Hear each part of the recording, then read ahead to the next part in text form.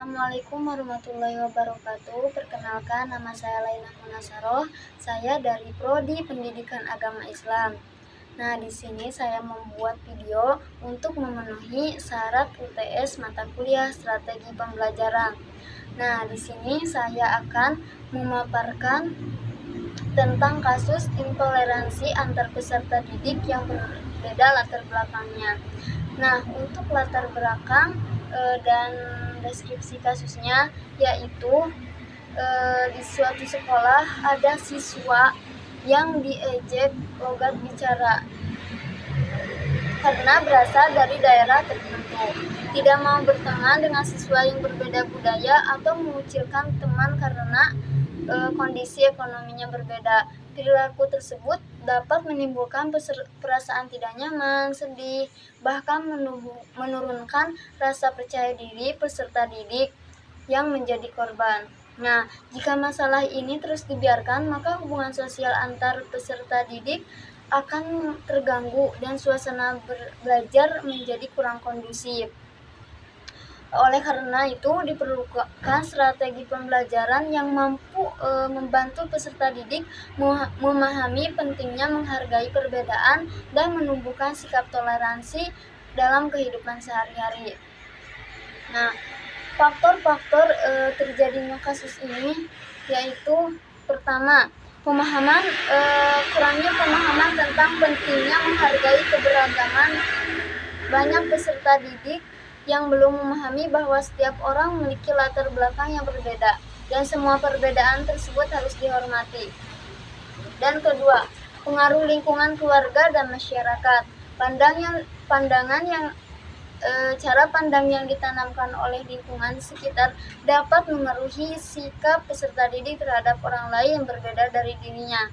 Yang ketiga, adanya prasangka terhadap kelompok tertentu.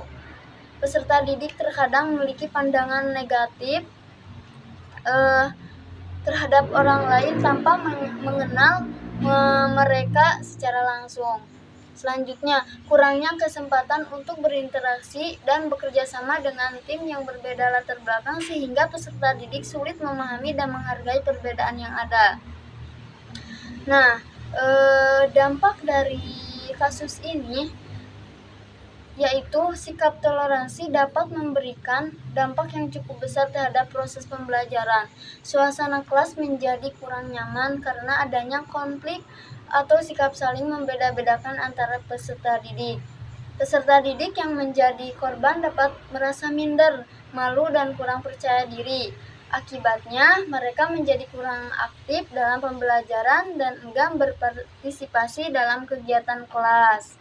Selain itu, kerjasama dalam kelompok menjadi kurang efektif karena peserta didik cenderung memilih teman yang memiliki latar belakang yang sama.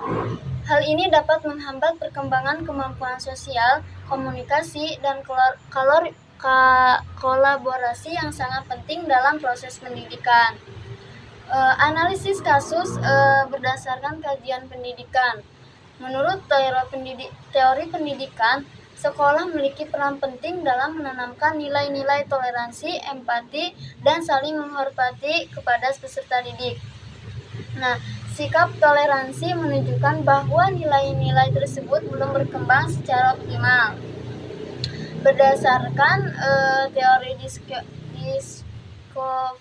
learning yang dikembangkan oleh Jerome, peserta didik akan lebih memahami suatu konsep apabila mereka menemukan sendiri pengetahuan tersebut melalui proses pengamatan, penyelidikan, dan penemuan. Dalam teori ini, guru berperan sebagai fasilitator yang membimbing peserta didik untuk menemukan konsep atau nilai yang dipelajari.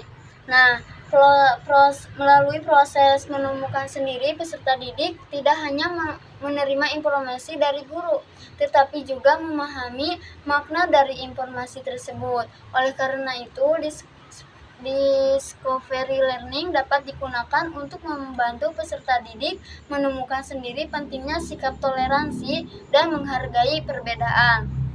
Nah, untuk strategi pembelajaran yang diterapkan yaitu discovery learning. yaitu belajar dengan menemukan sendiri. Untuk stimulasinya, pemberian rangsangan, guru menampilkan sebuah video, gambar atau cerita mengenai kasus intoleransi antar peserta didik yang berbeda latar belakang. Misalnya, cerita tentang seorang siswa yang dikucilkan karena berasal dari daerah yang berbeda. Untuk problem statement-nya yaitu identifikasi masalah. Setelah mengamati kasus tersebut, peserta didik diminta mengidentifikasi masalah yang terjadi. Guru mengajukan pertanyaan seperti apa masalah yang terjadi dalam kasus tersebut, atau mengapa perilaku tersebut dapat terjadi, atau bisa juga siapa yang diinginkan dalam kasus tersebut. Untuk data collection-nya atau pengumpulan data, peserta didik mencari informasi dari buku atau internet atau hasil diskusi kelompok mengenai pentingnya toleransi, keberagaman atau dampak dari sikap intoleransi.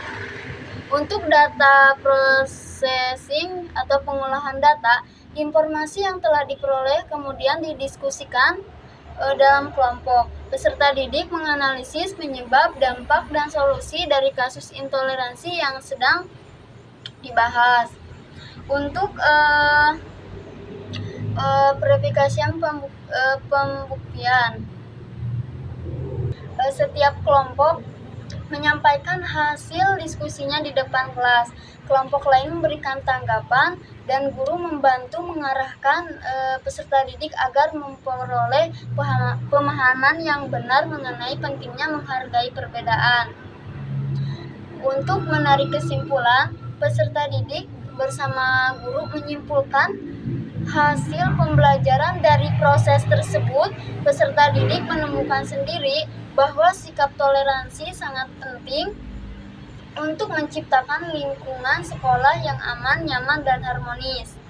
Nah, melalui discovery learning, peserta didik tidak hanya mendengarkan penjelasan guru, tetapi aktif mencari informasi dan menemukan sendiri nilai-nilai yang harus diterapkan dalam kehidupan sehari-hari. Untuk kesimpulan dan rekomendasi, intoleransi antar peserta didik yang berbeda latar belakang merupakan masalah yang dapat mengganggu hubungan sosial dan proses pembelajaran apabila mereka menemukan sendiri makna dan pentingnya nilai tersebut melalui proses pembelajaran. Oleh karena itu, strategi discovery learning dapat digunakan untuk membantu peserta didik memahami dampak intoleransi serta menemukan solusi yang tepat untuk mengatasinya. Mungkin segitu saja yang saya dapat paparkan. Mohon maaf bila banyak kesalahan. Wassalamualaikum warahmatullahi wabarakatuh.